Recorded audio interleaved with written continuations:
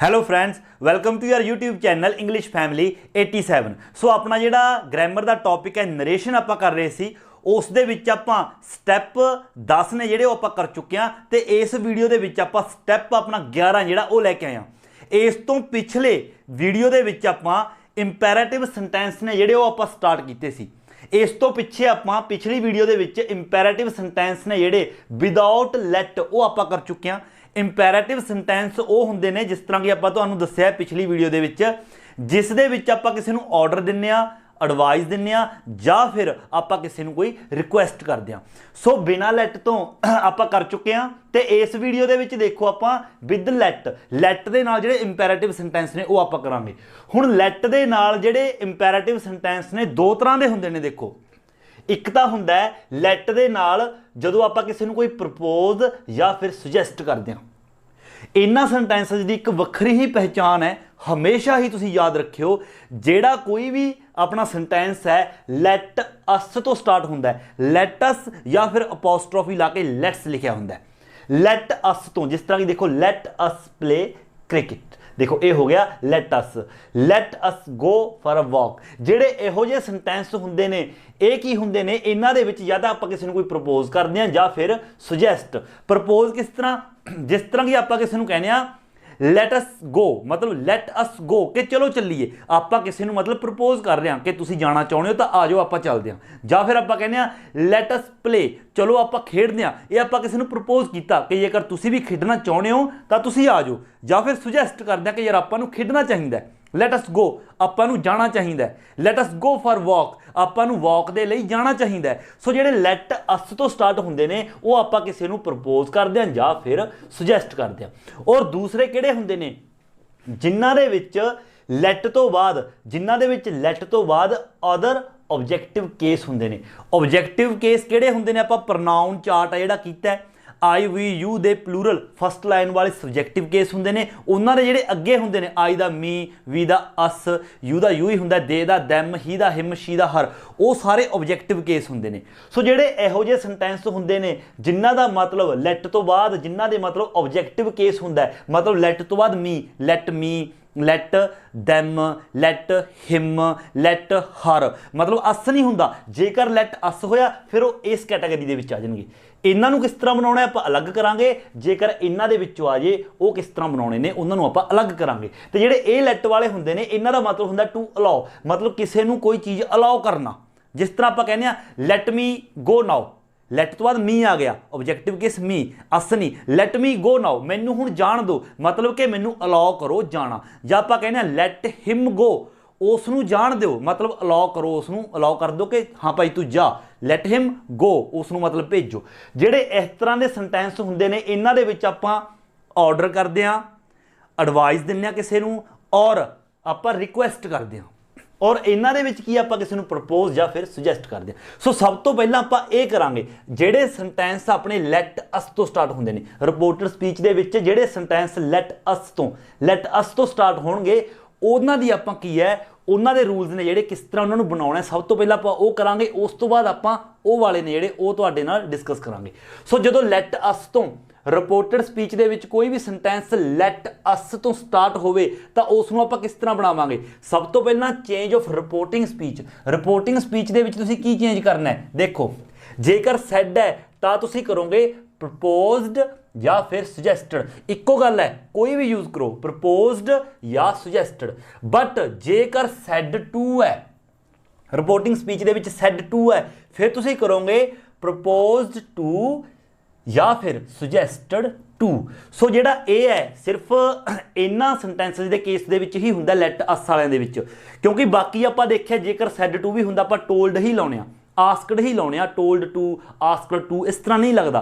But इन्हां दे विच की है, सिर्फ इन्हां दे विच यूनीकनैस है कि जदों सैड होवे तां तुसीं प्रपोज्ड या सुजैसटेड, जेकर सैड टू है तां तुसीं प्रपोज्ड टू या फिर सुजैसटेड टू। सो इत्थे तक अपना हो गया। उस तो बाद ऑब्जेक्ट आ जाएगा, उस तो बाद कंजंक्शन कोमाज हटा के आपां दैट का यूज करना है। इत्थे तक हो गया अपना, कोमा हटाता।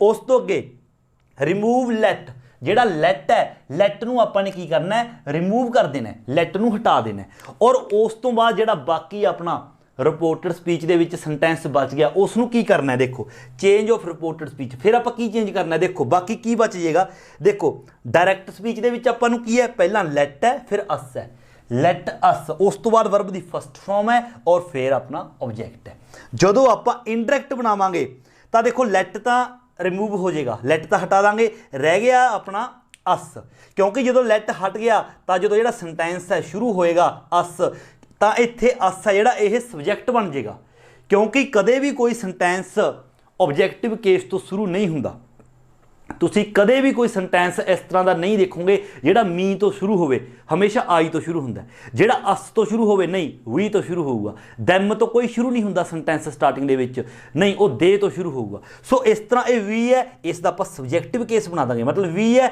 ਵੀ ਦਾ ਕੀ ਹੋ ਗਿਆ ਆਪਣਾ ਸੌਰੀ ਅਸ ਹੈ ਅਸ ਦਾ ਕੀ ਹੋ ਗਿਆ ਵੀ ਤਾਂ ਸਬਜੈਕਟ ਬਣ ਗਿਆ ਉਸ ਤੋਂ ਬਾਅਦ ਆਪਾਂ ਲਗਾਉਣਾ ਆਪਣੇ ਲਵੋਂ ਸ਼ੁੱਡ ਲੈਟ ਅਸ ਵਾਲੇ ਸੈਂਟੈਂਸ ਦੀ ਆਪਾਂ ਗੱਲ ਕਰ ਰਹੇ ਹਾਂ ਇਹ ਸਟਰਕਚਰ ਤੁਸੀਂ ਕੀ ਹੈ ਰੱਟਾ ਮਾਰ ਲਓ ਸਬਜੈਕਟ ਉਸ ਤੋਂ ਬਾਅਦ ਸ਼ੁੱਡ ਫਿਰ ਉਸ ਤੋਂ ਬਾਅਦ ਸੇਮ ਵਰਬ ਦੀ first form object I hope ਕਿ ਤੁਸੀਂ ਸਮਝ ਗਏ ਹੋਵੋਗੇ ਔਰ ਜਿਹੜੇ ਪਰਸਨ ਨੇ ਕੋਈ ਵੀ ਪਰਸਨ ਦਿਸ ਆਉਂਦਾ ਦਿਸ ਦਾ ਦੈਟ ਉਹ ਸਾਰੇ ਆਪਾਂ ਚੇਂਜਸ ਕਰਨੇ ਹੀ ਕਰਨੇ ਨੇ ਸੋ ਦੇਖੋ ਫਸਟ ਦੇਖੋ ਇਹ ਕੀ ਹੈ ਹੀ ਸੈਡ ਸਭ ਤੋਂ ਪਹਿਲਾਂ ਦੇਖੋ ਹੀ sad let us play cricket उसने कहा कि सानू क्रिकेट है की मतलब लैट अस प्ले क्रिकेट कि आप क्रिकेट है जो खेडते हैं मतलब लैट अस तो स्टार्ट हो रहा किसी को प्रपोज कर रहा है या फिर सुजैसट जिस तरह आप किसी को कहिए लैट अस प्ले क्रिकेट कि चलो क्रिकेट खेडीए है ना तो ये की हो गया लैट अस वाला तो सब तो पहला आप ही इत्थे प्रपोज्ड या फिर सुजैसटेड आप लिखता प्रपोज्ड ही प्रपोज्ड ये हो गया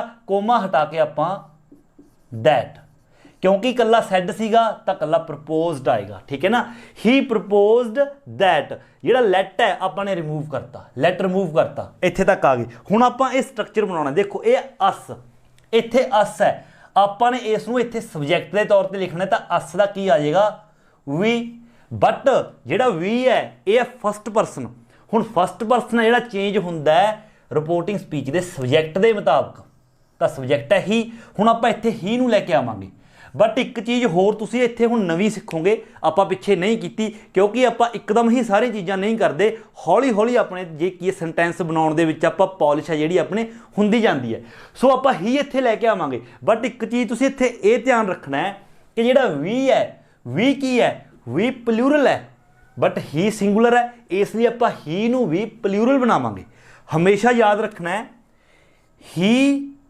अते शी इन्हां दा प्लूरल हुंदा है दे और यू दा प्लूरल यू ही हुंदा है एंड अगे किहड़ा रह गया अपना आई आई दा प्लूरल हुंदा है वी ये तुसीं याद रखना है ही अते शी दा प्लूरल दे यू दा प्लूरल यू ही हुंदा है आई दा प्लूरल हुंदा है वी हुण देखो ये हैगा वी प्लूरल है ये चेंज हो सबजैक्ट के मुताबिक हुण सबजैक्ट की है ही तो ही दा प्लूरल की हुंदा दे इत्थे अपना आएगा दे क्योंकि सबजैक्टिव केस है इत्थे आप इसका सबजैक्ट करता सबजैक्ट करना है तो इसलिए दे ही आएगा तो दे तो बाद आप यूज करना है शुड तो आएगा they should play cricket same अगला they should play cricket full stop he proposed that they should play cricket इस तरह आ जाएगा देखो अगला I said to him let us go for a walk कहना मैं उसनों कहा let's go for a walk कि चलो वॉक करके आइए ठीक है तो यह भी की है सुजैसट किया है या फिर प्रपोज किया है तो हैगा आई सैड टू की जगह पर हुण आपां सुजैसटेड यूज कर लैंदे सुजैसटेड क्योंकि सैड टू है तो टू भी नाल आएगा मैं तुहानूं कहा जेकर सैड टू है तो नाल टू भी आएगा आई सुजैसटेड हिम ये हो गया कोमाज हटा के आप दैट का यूज कर लिया लैट आप हटा दिता हुण अगे देखो अस तो सबजैक्ट करना आप तो अस का सबजैक्टिव केस है वी हुण जिहड़ा वी है फस्ट परसन है चेंज किहदे मुताबिक होगा रिपोर्टिंग स्पीच के सबजैक्ट हुण रिपोर्टिंग स्पीच का सबजैक्ट है आई मतलब इत्थे आप आई नूं लैके आवांगे बट वी की है प्लूरल तो फिर आई का प्लूरल की हुंदा आई का प्लूरल भी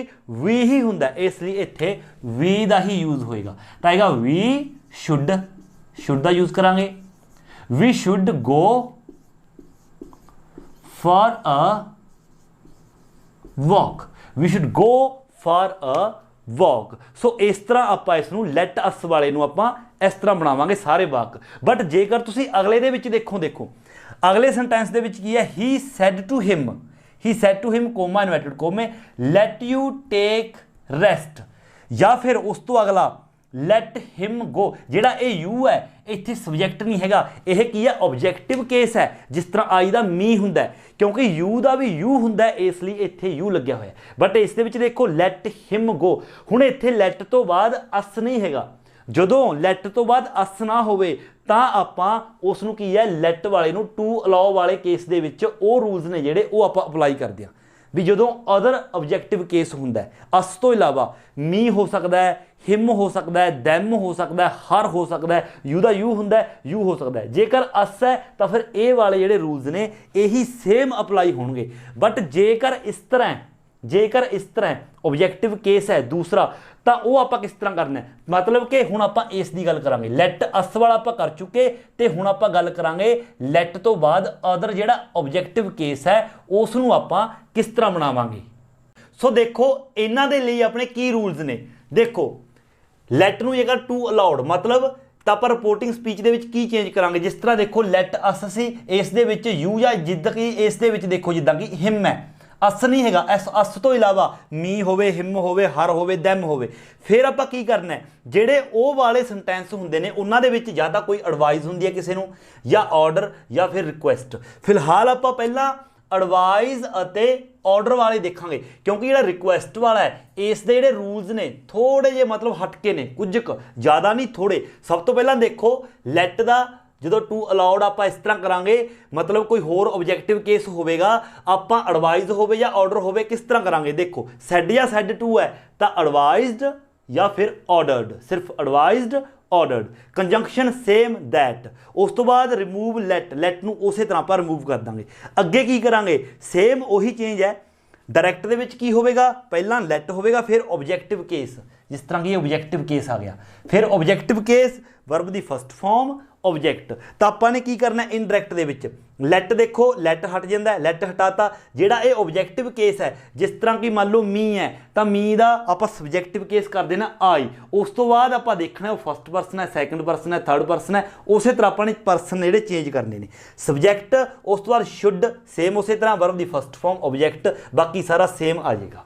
ਦੇਖੋ ਜ਼ਿਆਦਾ ਚੇਂਜਸ ਨਹੀਂ ਹੈਗੇ। ਦੇਖੋ ਆਪਾਂ ਇਹ ਵਾਲਾ ਕਰਦੇ ਹਾਂ। ਸਭ ਤੋਂ ਪਹਿਲਾਂ ਆਪਾਂ ਦੇਖਣਾ ਕਿ ਆਰਡਰ ਹੈ ਜਾਂ ਫਿਰ ਐਡਵਾਈਜ਼ ਹੈ। ਦੇਖੋ ਹੀ ਸੈਡ ਟੂ ਹਿਮ, ਉਸਨੇ ਉਸਨੂੰ ਕਿਹਾ ਲੈਟ ਯੂ ਟੇਕ ਰੈਸਟ, ਕਿ ਤੁਸੀਂ ਮਤਲਬ ਆਰਾਮ ਕਰੋ, ਜਾਂ ਫਿਰ ਕਹਿ ਸਕਦੇ ਕਿ ਤੁਹਾਨੂੰ ਆਰਾਮ ਕਰਨ ਦੀ ਜ਼ਰੂਰਤ ਹੈ। ਇਹ ਕੀ ਹੈ, ਇਹ ਐਡਵਾਈਜ਼ ਦੇ ਰਿਹਾ ਕਿ ਤੁਸੀਂ ਆਰਾਮ ਕਰ ਲਓ। ਮਤਲਬ ਆਪਾਂ ਇਸ ਨੂੰ ਐਡਵਾਈਜ਼ ਮੰਨ ਕੇ ਚੱਲਾਂਗੇ ਤਾਂ ਆਪਾਂ ਕਹਾਂਗੇ ਹੀ ਐਡਵਾਈਜ਼ ਦਿੱਤੀ ਹੈ ਤਾਂ ਐਡਵਾਈਜ਼ਡ, ਹੀ ਐਡਵਾਈਜ਼ਡ ਹਿਮ। ਕੋਮਾਸ ਹਟਾ ਕੇ ਆਪਾਂ ਦੈਟ ਦਾ ਯੂਜ਼ ਕਰਾਂਗੇ। ਲੈਟ ਕੀ ਹੈ, ਰਿਮੂਵ, ਲੈਟ ਆਪਾਂ ਹਟਾਤਾ। ਹੁਣ ਅੱਗੇ ਕੀ ਰਹਿ ਗਿਆ, ਦੇਖੋ ਯੂ ਟੇਕ ਰੈਸਟ। ਹੁਣ ਯੂ ਕੀ ਹੈ, ਆਬਜੈਕਟਿਵ ਕੇਸ ਹੈ, ਕਿਉਂਕਿ ਯੂ ਦਾ ਜਿਹੜਾ ਸਬਜੈਕਟਿਵ ਕੇਸ ਹੈ ਉਹ ਵੀ ਯੂ ਹੀ ਹੁੰਦਾ। ਤਾਂ ਸਮਝੋ ਇੱਥੇ ਯੂ ਹੀ ਹੈ, ਸਬਜੈਕਟ ਯੂ ਹੈ, ਬਟ ਯੂ ਸੈਕੰਡ ਪਰਸਨ ਹੈ।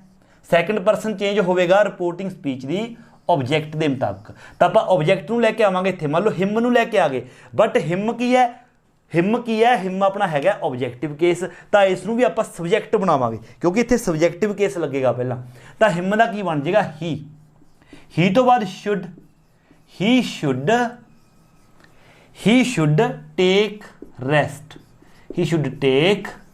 ਰੈਸਟ। ਸੋ ਇਹ ਦੇਖੋ ਇਸ ਤਰ੍ਹਾਂ ਇਹ ਆਨਸਰ ਆ ਜਾਏਗਾ। ਅਗਲਾ ਦੇਖੋ she said to me let him go. ਦੇਖੋ ਉਸਨੇ ਮੈਨੂੰ ਕਿਹਾ ਲੈਟ ਹਿਮ ਗੋ, ਉਸ ਨੂੰ ਜਾਣ ਦਿਓ। ਮਤਲਬ ਇਹ ਕੀ ਹੈ, ਇੱਕ ਆਰਡਰ ਹੈ। ਉਸਨੇ ਆਰਡਰ ਦਿੱਤਾ ਕਿ ਇਸ ਨੂੰ ਛੱਡੋ, ਇਸ ਨੂੰ ਜਾਣ ਦਿਓ। ਤਾਂ ਆਪਾਂ ਇਸ ਨੂੰ ਆਰਡਰ ਮੰਨਾਂਗੇ ਤਾਂ ਆ ਜਾਏਗਾ ਸ਼ੀ ਸੈਡ ਟੂ ਦਾ, ਸ਼ੀ ਆਰਡਰਡ ਮੀ, ਉਸਨੇ ਮੈਨੂੰ ਆਰਡਰ ਦਿੱਤਾ ਦੈਟ, ਕੋਮਾਸ ਹਟਾ ਕੇ ਆਪਾਂ ਦੈਟ। ਹੁਣ ਲੈਟ ਕੀ ਹੈ, ਲੈਟ ਆਪਾਂ ਨੇ ਕਰ ਦਿੱਤਾ ਰਿਮੂਵ। ਹੁਣ ਕੀ ਕਰਨਾ, ਹਿਮ ਦਾ ਆਪਾਂ ਸਬਜੈਕਟਿਵ ਬਣਾਉਣਾ ਹੈ ਤਾਂ ਹਿਮ ਦਾ ਬਣ ਜਾਏਗਾ ਹੀ। ਬਟ ਹੀ ਦੇਖੋ ਹੀ ਕੀ ਹੈ, ਥਰਡ ਪਰਸਨ, ਤਾਂ ਥਰਡ ਪਰਸਨ ਚੇਂਜ ਨਹੀਂ ਹੁੰਦਾ, ਹੀ ਦਾ ਹੀ ਆਏਗਾ। ਹੀ ਤੋਂ ਬਾਅਦ ਸ਼ੁੱਡ ਦਾ ਆਪਾਂ ਯੂਜ਼ ਕਰਨਾ ਹੈ, ਸ਼ੁੱਡ। ਉਸ ਤੋਂ ਬਾਅਦ ਵਰਬ ਗੋ। ਤਾਂ ਦੇਖੋ ਇਸ ਦਾ ਆਨਸਰ ਕੀ ਆ ਗਿਆ, she ordered me that he should go, ਉਸਨੇ ਮੈਨੂੰ ਆਰਡਰ ਦਿੱਤਾ ਕਿ ਉਸ ਨੂੰ ਜਾਣ ਦਿਓ। ਐਂਡ ਅੱਗੇ ਦੇਖੋ, ਜੇਕਰ ਲੈਟ ਵਾਲੇ ਸੈਂਟੈਂਸ ਦੇ ਵਿੱਚ ਰਿਕੁਐਸਟ ਹੋਵੇ, ਜਿਸ ਤਰ੍ਹਾਂ ਕਿ he said to me please let me go now, ਕਿਰਪਾ ਕਰਕੇ ਮੈਨੂੰ ਜਾਣ ਦਿਓ। ਦੇਖੋ ਪਲੀਜ਼ ਲੱਗਿਆ ਹੋਇਆ, ਇਟ ਮੀਨਸ ਰਿਕੁਐਸਟ ਕੀਤੀ ਜਾ ਰਹੀ ਹੈ ਕਿ ਮੈਨੂੰ ਜਾਣ ਦਿਓ ਕਿਰਪਾ ਕਰਕੇ। ਤਾਂ ਰਿਕੁਐਸਟ ਹੈ, ਜਦੋਂ ਲੈਟ ਵਾਲੇ ਦੇ ਵਿੱਚ ਰਿਕੁਐਸਟ ਹੋਵੇ ਤਾਂ ਆਪਾਂ ਕੀ ਕਰਨਾ, ਦੇਖੋ ਰਿਪੋਰਟਿੰਗ ਸਪੀਚ ਦੇ ਵਿੱਚ ਕੀ ਚੇਂਜ ਕਰਨਾ, ਜੇਕਰ ਸੈਡ ਜਾਂ ਸੈਡ ਟੂ ਹੈ ਤਾਂ ਆਪਾਂ ਰਿਕੁਐਸਟਡ, ਜਿਸ ਤਰ੍ਹਾਂ ਕਿ ਆਰਡਰਡ, ਐਡਵਾਈਜ਼ਡ ਕੀਤਾ ਸੀ। ਸੈਡ ਜਾਂ ਸੈਡ ਟੂ ਹੈ, ਰਿਕੁਐਸਟਡ ਕਰਨਾ ਹੈ। ਉਸ ਤੋਂ ਬਾਅਦ ਕੰਜੰਕਸ਼ਨ, ਇਹੀ ਫਰਕ ਹੈ ਇਸ ਦੇ ਵਿੱਚ ਰਿਕੁਐਸਟ ਵਾਲੇ ਦੇ ਵਿੱਚ। ਕੰਜੰਕਸ਼ਨ ਆਪਾਂ ਨੇ ਕੀ ਯੂਜ਼ ਕਰਨਾ ਹੈ, ਟੂ ਪਲਸ ਲੈਟ, ਮਤਲਬ ਲੈਟ ਨੂੰ ਰਿਮੂਵ ਨਹੀਂ ਕਰਨਾ, ਕੋਮਾਜ਼ ਹਟਾ ਕੇ ਟੂ, ਦੇਖੋ ਇਸ ਦੀ ਜਗ੍ਹਾ ਤੇ ਰਿਕੁਐਸਟਡ ਮੀ, ਕੋਮਾਜ਼ ਹਟਾ ਕੇ ਟੂ, ਉਸ ਤੋਂ ਬਾਅਦ ਲੈਟ ਦਾ ਯੂਜ਼ ਕਰਨਾ ਟੂ ਦੇ ਨਾਲ। ਜਿਹੜਾ ਪਲੀਜ਼ ਹੈ, ਪਲੀਜ਼ ਜਾਂ ਕਾਈਂਡਲੀ ਹੈ, ਉਹ ਕੀ ਹੈ, ਉਹ ਰਿਮੂਵ ਹੋ ਜਾਣਗੇ, ਸੌਰੀ ਉਹਨਾਂ ਨੂੰ ਰਿਮੂਵ ਕਰ ਦੇਣਾ। ਉਸ ਤੋਂ ਅੱਗੇ change of reported speech, no change, ਕੋਈ ਚੇਂਜ ਨਹੀਂ ਕਰਨਾ, ਸਿਰਫ ਪਰਸਨ ਚੇਂਜ ਕਰਨੇ ਨੇ, ਉਸੇ ਤਰ੍ਹਾਂ ਸੈਂਟੈਂਸ ਲਿਖ ਦੇਣਾ। ਦੇਖੋ ਸਿਰਫ ਇੱਕ ਸੈਂਟੈਂਸ ਆਪਾਂ ਬਣਾ ਕੇ ਤੁਹਾਨੂੰ ਦਿਖਾਉਣਾ। ਦੇਖੋ ਇਹ ਰਿਕੁਐਸਟ ਹੈ ਤਾਂ ਆਪਾਂ ਕਹਾਂਗੇ ਹੀ ਰਿਕੁਐਸਟਡ ਮੀ, ਦੇਖੋ ਮੀ ਤੱਕ ਆ ਗਿਆ, ਹੀ ਰਿਕੁਐਸਟਡ ਸੈਡ ਟੂ ਦਾ ਰਿਕੁਐਸਟਡ ਮੀ, ਕੋਮਾ ਹਟਾ ਕੇ ਟੂ, ਉਸ ਤੋਂ ਬਾਅਦ ਆਪਾਂ ਲੈਟ, ਟੂ ਲੈਟ, ਕਿਉਂਕਿ ਪਲੀਜ਼ ਵਿਚਾਲੋ ਹਟਾਤਾ, ਕੋਮਾ ਹਟਾ ਕੇ ਟੂ ਲਗਾਇਆ, ਲੈਟ ਦਾ ਇਸੇ ਤਰ੍ਹਾਂ ਲੈਟ। ਉਸ ਤੋਂ ਬਾਅਦ ਦੇਖੋ ਮੀ, ਇਹ ਫਸਟ ਪਰਸਨ ਹੈ, ਆਪਾਂ ਕਰਾਂਗੇ ਸਬਜੈਕਟ ਮੁਤਾਬਕ ਚੇਂਜ। ਹੁਣ ਹੀ ਨੂੰ ਆਪਾਂ ਲੈ ਕੇ ਜਾਵਾਂਗੇ, ਬਟ ਹੀ ਕੀ ਹੈ, ਸਬਜੈਕਟਿਵ ਕੇਸ ਹੈ, ਇਹ ਕੀ ਹੈ, ਓਬਜੈਕਟਿਵ ਕੇਸ। ਤਾਂ ਹੀ ਦਾ ਵੀ ਜਦੋਂ ਆਪਾਂ ਓਬਜੈਕਟਿਵ ਕੇਸ ਬਣਾਵਾਂਗੇ, ਇਹ ਆ ਜਾਏਗਾ ਹਿਮ, ਲੈਟ ਹਿਮ। ਉਸ ਤੋਂ ਬਾਅਦ ਕੀ ਹੈ, ਗੋ ਨਾਓ, ਨਾਓ ਦਾ ਦੇਖੋ ਆਪਾਂ ਦੇਖਿਆ ਨਾਓ ਦਾ ਬਣ ਜਾਂਦਾ ਹੈ ਦੈਨ, ਤਾਂ ਇੱਥੇ ਬਣਾਵਾਂਗੇ ਦੈਨ। ਤਾਂ ਇਸ ਦਾ ਆਨਸਰ ਆ ਜਾਏਗਾ he requested me to let him go then. ਸਾਰੇ ਹੀ ਆਪਾਂ ਨੇ ਇਸੇ ਤਰ੍ਹਾਂ ਬਣਾਉਣੇ ਨੇ। ਤੁਸੀਂ ਮਤਲਬ ਆਪਣੇ ਕੋਲੋਂ 5-4 ਜਿਹੜੇ ਸੈਂਟੈਂਸ ਨੇ, ਵੱਧ ਤੋਂ ਵੱਧ ਹੋ ਸਕੇ 10 ਜਾਂ 15 ਸੈਂਟੈਂਸ ਆਪਣੇ ਕੋਲੋਂ ਬਣਾ ਕੇ ਦੇਖੋ। ਜਦੋਂ ਆਪਾਂ ਨਰੇਸ਼ਨ ਹੈ ਜਿਹੜਾ ਆਪਣਾ, ਸਾਰੇ ਨਰੇਸ਼ਨ, ਸਾਰੇ ਹੀ ਜਿਹੜੇ ਪਾਰਟਸ ਨੇ, ਜਿਹੜੇ ਸਟੈਪਸ ਨੇ, ਆਪਾਂ ਕੰਪਲੀਟ ਕਰ ਲਾਂਗੇ ਆਪਣਾ ਨਰੇਸ਼ਨ ਜਿਹੜਾ ਇਹ ਟੌਪਿਕ ਹੈ। ਉਸ ਤੋਂ ਬਾਅਦ ਆਪਾਂ ਬਰੀਕੀ ਦੇ ਵਿੱਚ ਜਿਹੜੀਆਂ ਐਗਜ਼ਾਮਪਲਸ ਨੇ ਉਹ ਆਪਾਂ ਤੁਹਾਡੇ ਲਈ ਲੈ ਕੇ ਆਵਾਂਗੇ। ਐਕਸਰਸਾਈਜ਼ ਜਿਹੜੀ ਆਪਣੀ ਵੀਡੀਓ ਨੇ, ਐਕਸਰਸਾਈਜ਼ ਕਰਾਂਗੇ ਆਪਾਂ 3-4 ਵੀਡੀਓਜ਼ ਨੇ ਜਿਹੜੀਆਂ ਐਕਸਰਸਾਈਜ਼ ਦੇ ਉੱਪਰ ਆਪਾਂ ਅਪਲੋਡ ਕਰਾਂਗੇ, ਜਿਸ ਦੇ ਨਾਲ ਤੁਹਾਨੂੰ ਆਸਾਨੀ ਹੋ ਜਾਵੇਗੀ ਇਹਨਾਂ ਨੂੰ ਚੰਗੀ ਤਰ੍ਹਾਂ ਸਮਝਣਾ। ਜਦੋਂ ਸਾਰੇ ਸਟੈਪਸ ਇਕੱਠੇ ਹੋ ਜਾਣਗੇ, ਸਾਰੇ ਇਕੱਠੇ ਆਉਣਗੇ, ਉਦੋਂ ਮਤਲਬ ਵਿੱਚੋਂ ਉਹਨਾਂ ਨੂੰ ਲੱਭਣਾ ਕਿ ਕਿਹੜਾ ਕਿਸ ਸਟੈਪ ਦੇ ਵਿੱਚੋਂ ਹੈ, ਤੁਹਾਡੇ ਯਾਦ ਹੋਣਾ ਚਾਹੀਦਾ ਹੈ, ਤੇ ਪ੍ਰੈਕਟਿਸ ਦੇ ਨਾਲ ਜਿਹੜੇ ਨਰੇਸ਼ਨ ਨੇ ਤੁਹਾਡੇ ਚੰਗੀ ਤਰ੍ਹਾਂ ਯਾਦ ਹੋ ਜਾਣਗੇ। ਸੋ ਇਸ ਵੀਡੀਓ ਦੇ ਵਿੱਚ ਫਿਲਹਾਲ ਇੰਨਾ ਹੀ। ਜੇਕਰ ਸਮਝ ਲੱਗੀ ਹੈ, ਵੀਡੀਓ ਚੰਗੀ ਲੱਗੀ ਹੈ, ਪਜ਼ਲਿੰਗ ਜ਼ਰੂਰ ਹੈ, ਬਟ ਵੀਡੀਓ ਨੂੰ 1-2 ਵਾਰ ਦੇਖੋ, ਖੁਦ ਬਣਾਉਣ ਦੀ ਕੋਸ਼ਿਸ਼ ਕਰੋ, ਤਾਂ ਹਰ ਇੱਕ ਚੀਜ਼ ਤੁਹਾਡੇ ਕੀ ਹੈ ਸਮਝ ਆਉਣੀ ਸ਼ੁਰੂ ਹੋ ਜਾਵੇਗੀ। ਸੋ ਜੇਕਰ ਵੀਡੀਓ ਚੰਗੀ ਲੱਗੀ ਹੈ ਤਾਂ ਵੀਡੀਓ ਨੂੰ ਲਾਈਕ ਅਤੇ ਸ਼ੇਅਰ ਜ਼ਰੂਰ ਕਰਿਓ, ਔਰ ਜੇਕਰ ਚੈਨਲ ਉੱਪਰ ਨਵੇਂ ਹੋ ਤਾਂ ਚੈਨਲ ਨੂੰ ਸਬਸਕ੍ਰਾਈਬ ਕਰਨਾ ਬਿਲਕੁਲ ਨਹੀਂ ਭੁੱਲਣਾ। ਸੋ ਮਿਲਦੇ ਹਾਂ ਅਗਲੀ ਵੀਡੀਓ ਲੈ ਕੇ, ਉਦੋਂ ਤੱਕ ਦਿਓ ਇਜਾਜ਼ਤ। Thank you so much.